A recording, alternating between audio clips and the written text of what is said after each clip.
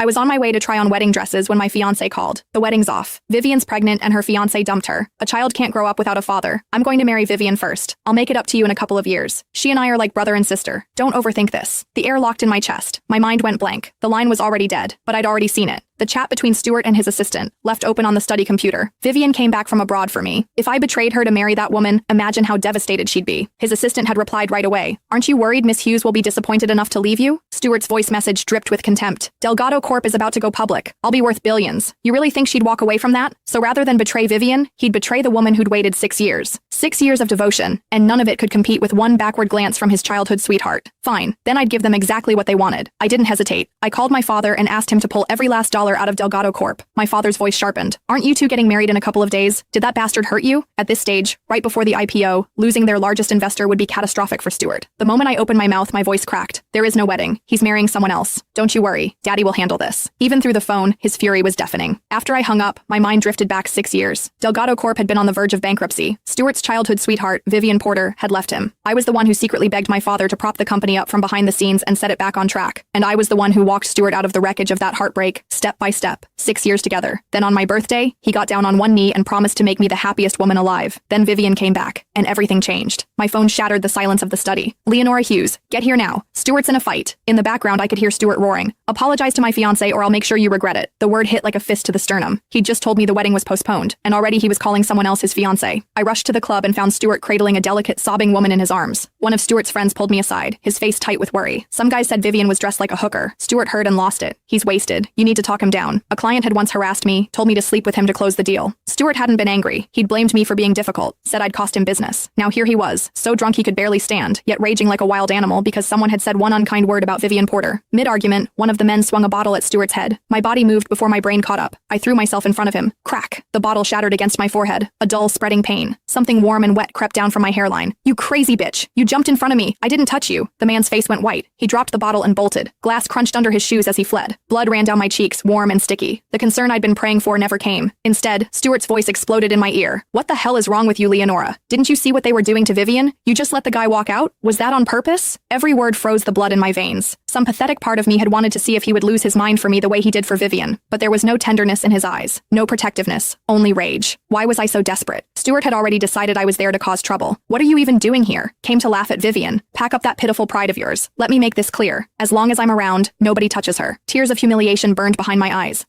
Vivian cut me off with a sob. Stuart, this is all my fault for coming to you for help. Leonora has every right to hate me. I should just go. You two can have your wedding. Stuart melted instantly. He wiped her tears with a gentleness I hadn't seen in years. Don't you dare. She's the petty one, not you.